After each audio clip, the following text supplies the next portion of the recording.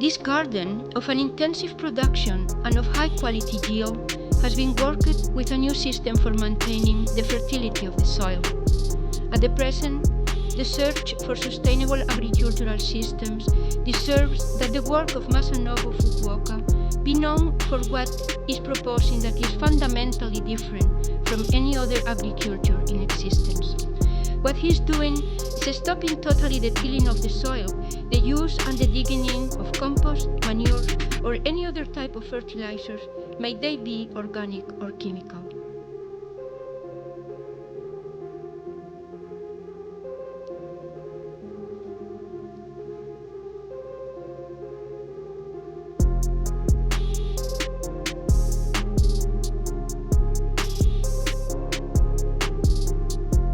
Fukuoka is a microbiologist and farmer from Japan who in 1937 started a revolutionary agriculture that could be considered as the first agronomical reform since agriculture exists. I am a farmer living in France. My organic agriculture apprenticeship took place in California in the early 60s. The plowing, the tilling of the soil that I was supposed to do kept reminding me of the burnt, suffering earth of the Castilian wheat fields in Spain. I became interested in the work of Fukuoka in 1978 when I read his book. His work was living proof of the validity of my intuition that tilling the soil was not necessary. But the results that I had by imitating him were so disappointing that very quickly I realized the need to modify and to adapt his system to other cultural and climatic conditions. The garden that you see here has been done following the same principles that Fukuoka proposes so as to have high quality yields while maintaining permanently the self-fertility of a wild soil. This agronomical system uses the dynamics of the synergistic law.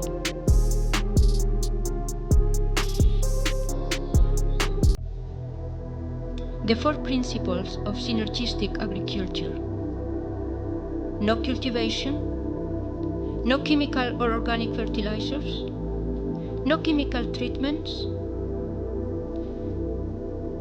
no compaction of the soil.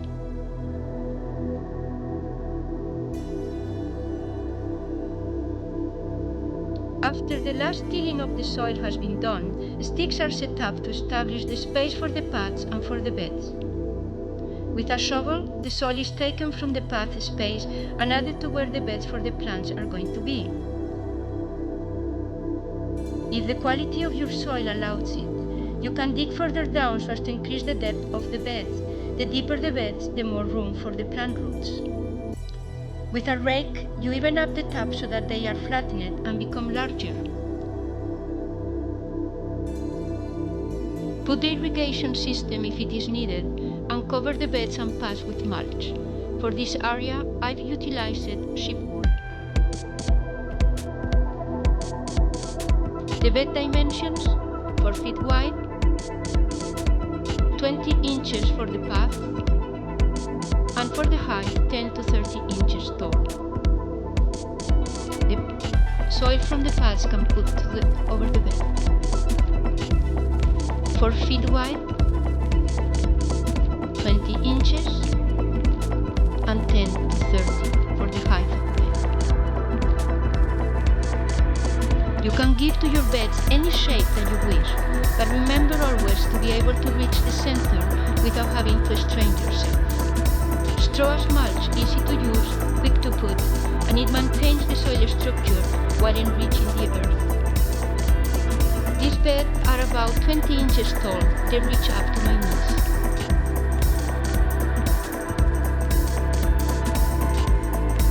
If you happen to have heavy rains like here, the mulch raised beds protect the soil and plants from being taken away.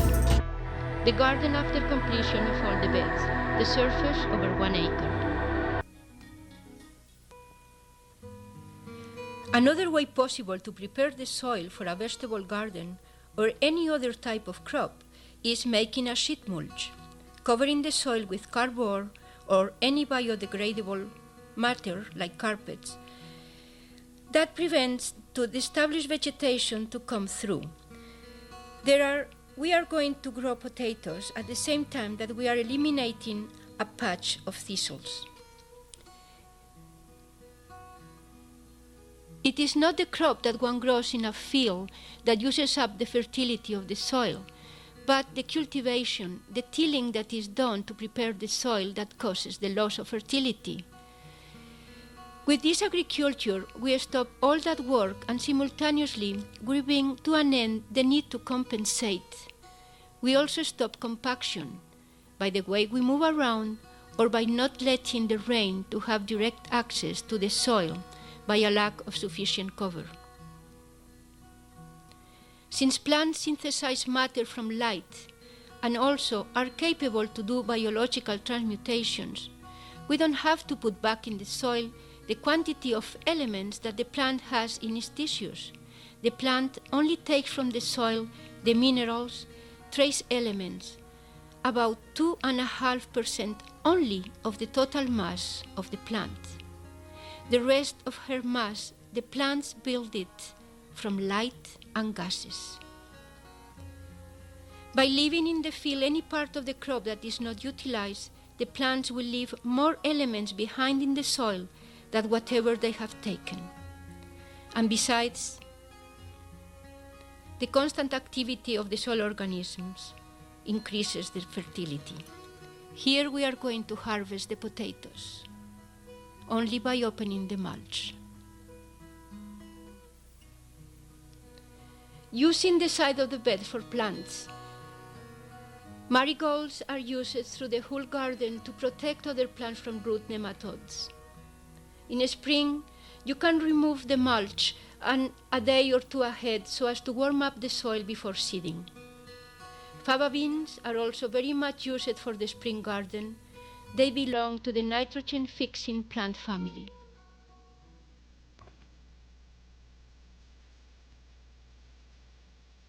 Although we don't depend on compost to fertilize the garden, we do recycle all the kitchen and household biodegradable refuse, and the compost made can then be used in the greenhouse or for the flats to start plants.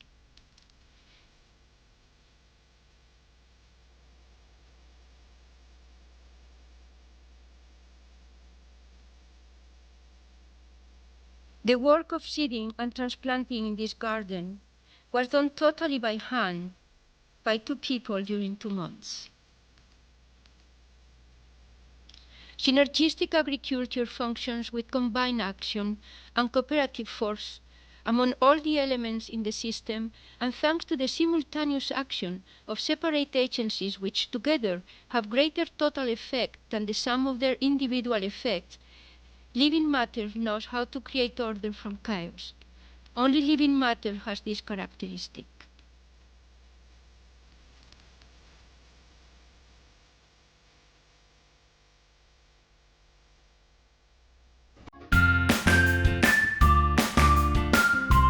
Beans, like the fava beans or any other bean, belong to the nitrogen-fixing leguminous family.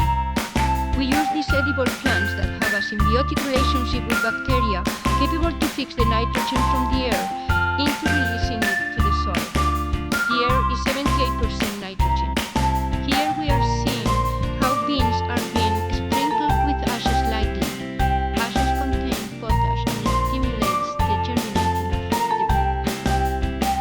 Legumes at any age are good activators of soil life. After harvest, the plants are cut.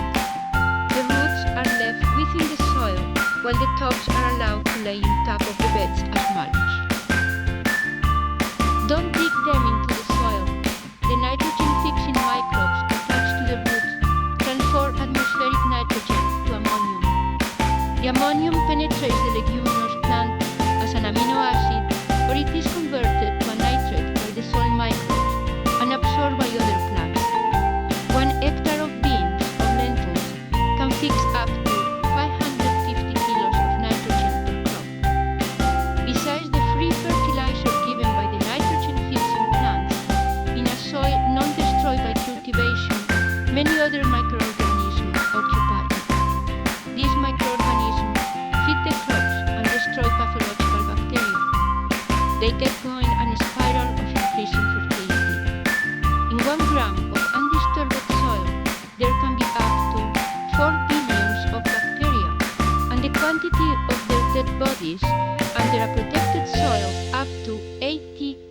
6,000 kilos in 1 hectare of soil during 1 year. But in a cultivated soil, only 5,000 to 6,000 kilos. The mycorrhiza and other bacteria live thanks to the plants, thanks to the sugars expelled by the roots. The soil is like the sea. All the organisms living in it need air to breathe, but only small filtered amounts. When, by the work done to the soil, an excess of air gets into it, the microorganisms die by an excess of gases.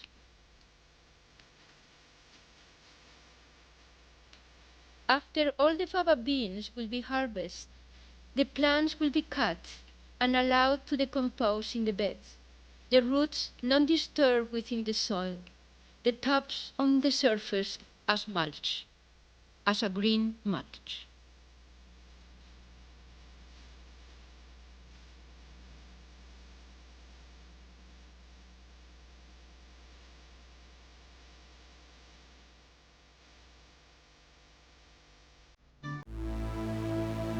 The onions are going to be planted on the sides of the bed, like the leeks and the garlic. All these plants are, besides edible, beneficial to the well-being of other crops by their function as multiple pest controllers.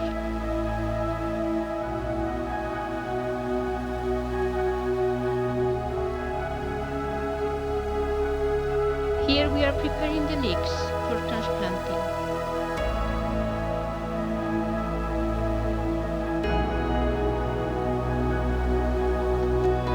When using these plants that have narrow standing up shape, it allows for the intermixing with other plants like lettuce or Swiss chard. The decomposed, nearly stable remains of organic matter is responsible for the transformation of nutrients from the mineral form into the soluble form that plants require. There are two kinds of humus, the microbial humus and the residual one. The microbial humus can be formed very quickly in a soil rich in microbial corpses and other substance inherited from the mulch and the dead plants rotting in the soil. Even on very poor soils of residual humus, it is possible with the microbial one to reach very quickly a sufficient soil structure quality and a great quantity of microbial corpses able to feed the crop, without having to wait long years before an stable humus gets to be developed. Humus, the decomposed, nearly stable remains of organic matter, is responsible for the transformation of nutrients from mineral form into the soluble form that plants require. Many plants reseed themselves. You can transplant them and put them wherever you want in the garden. Here I'm taking Swiss chard. This is another advantage in allowing plants to finish their life cycle and seed themselves. Swiss chard can also be put on the sides of the beds.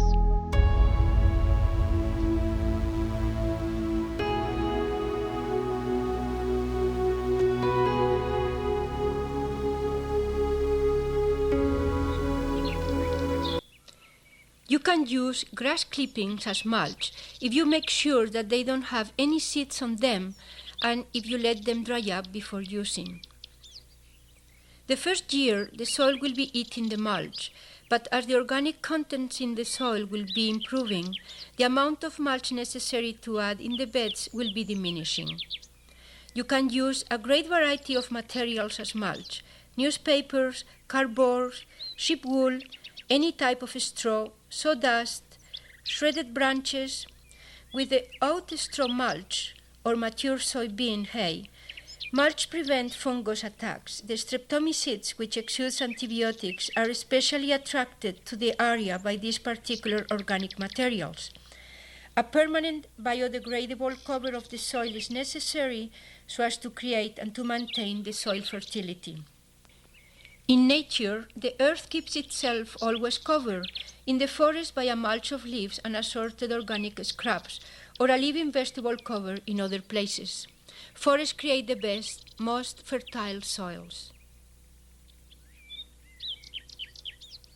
Here we have mulch in the path from shredded tree prunings.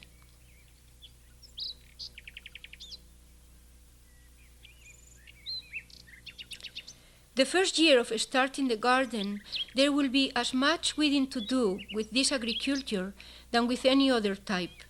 But with each passing year, the weeding will go on diminishing. What we have here is an evolving system.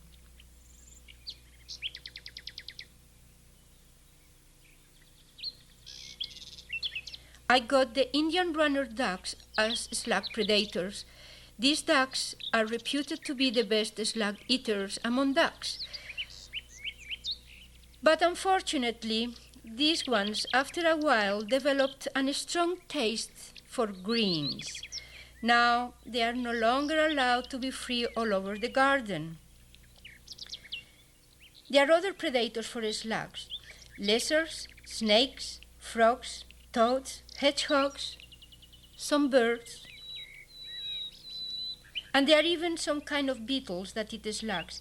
Here you can see at the bottom of the hole the little black shiny thing. You can also use copper strips that can be made into cylinders, and they are very good to be used just before one starts the transplanting, the first days when the slugs eat them most greedily. Near the kitchen door I made this spiral for the growing of aromatic plants. Here there are 3 types of sage: thyme, oregano, estragon, and in the north side mint and parsley. At the very top, an nasturtium plant. Calendula protects all plants, but especially tomatoes and potatoes from nematodes. They can also be eaten. Another beneficial plant is wormwood. It protects cabbage from the root maggot and repels the radishes nematodes. Nasturtium repels the bean beetle and protects cabbages from black aphids and squash from their parasites. The leaves, flowers, and young seeds can be eaten. We are in July. The Swiss chard that you'll be seeing here are the ones you saw being transplanted end of April.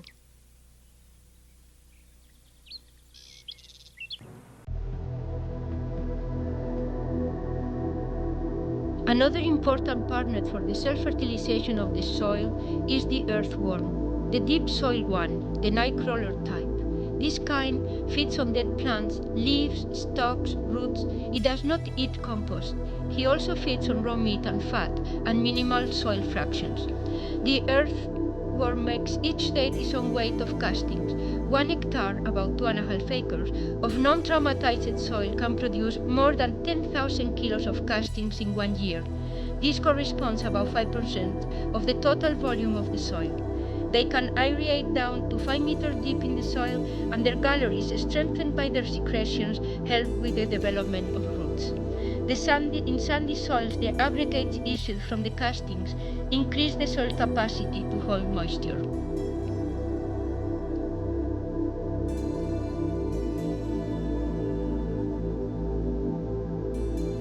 When harvesting plants like lettuce, cutting them well above the ground allows the plant to grow again. And besides making it possible for harvest again, it will give dead plant material for mulch.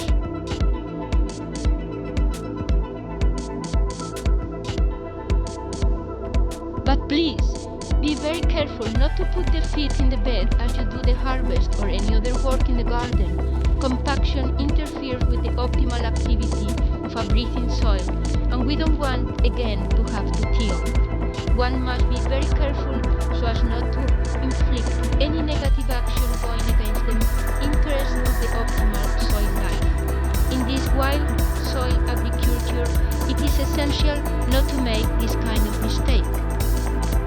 In a cultivated field, on a surface of 1 hectare, the numbers of the earthworms can add up to 20 kilos, but in a non-tilled prairie soil, the numbers can be so high as to weigh 1,500 kilos and produce up to 300 kilos of nitrogen.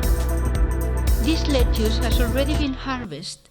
Now it has grown up again, and she will flower up and make seeds that the wind can cast around. As they will soon germinate, you may then transplant or leave them in place.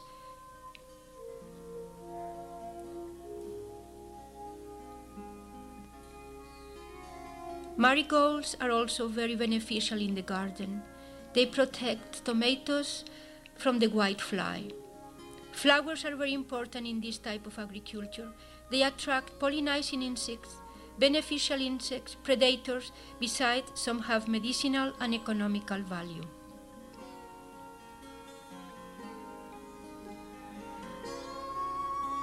As you can see, the size and the quantity of the plants and the total yield in no way has been jeopardized by the non-utilization of compost or any other type of fertilizer. The winter squash harvest will be started shortly. The climatic conditions here allows for the cabbage and leeks to be gathered all along through the fall and winter.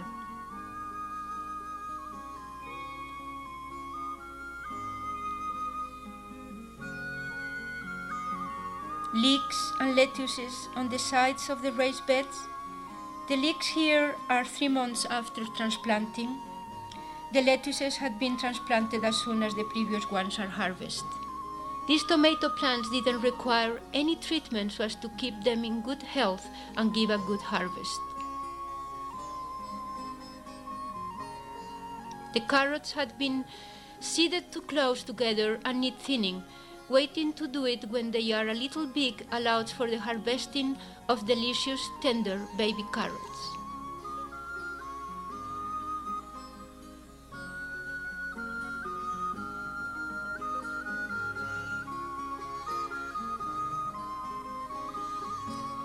While thinning, you can remove the mulch if that makes it easier for you to do the work.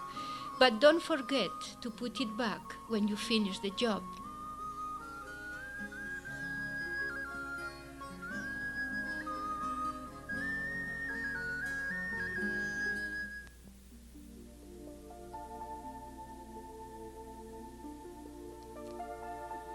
We are in the fall. Summer harvests are coming to the end.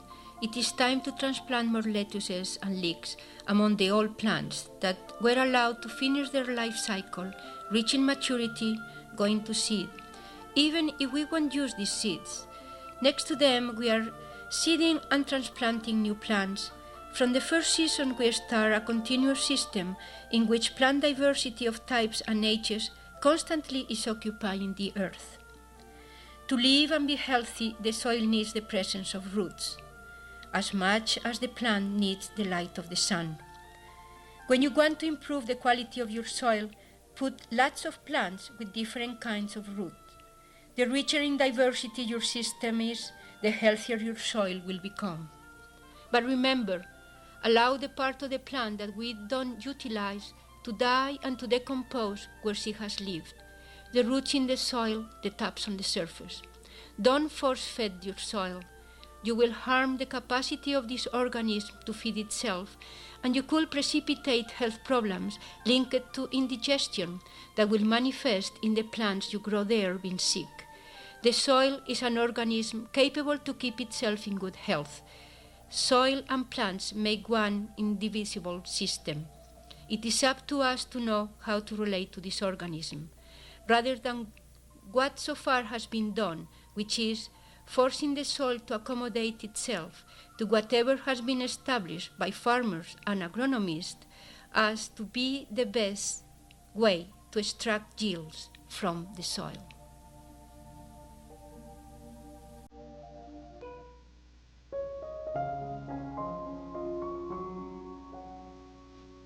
These beds are full of flowering celery and assorted spontaneous plants, so-called weeds. Weeding should have been done already, but better later than never. Weeding by hand may seem a most time-consuming way, but because the extracting of the roots is consciously done, these beds won't have to be weeded ever again. And as the soil is not shaken up in depth, new seeds won't come up to see the light and germinate, which means as the seasons pass, the work of weeding disappears. In an evolutive system, one never repeats exactly the same action the following year at the same place in the same time. Everything in a garden can mulch. Just make sure the roots dry up in the pots before using them as mulch.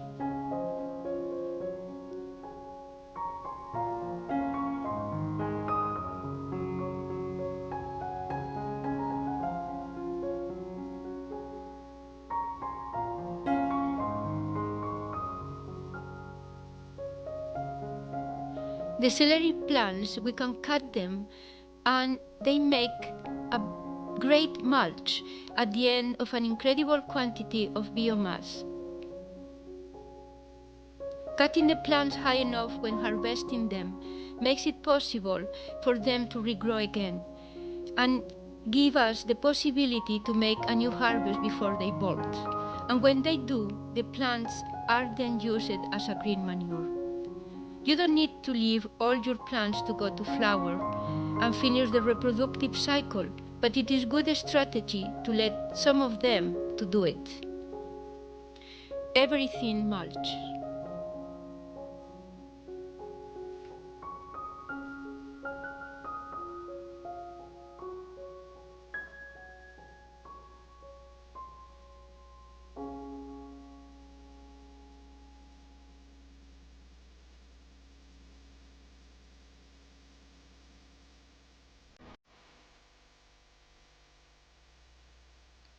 Further reading relating to this agriculture, besides the Fukuoka's books, Soil and Erosion by Mark Bonfils, Biological Transmutation by C. Louis Kervran, Permaculture by David Holmgren and Bill Mollison.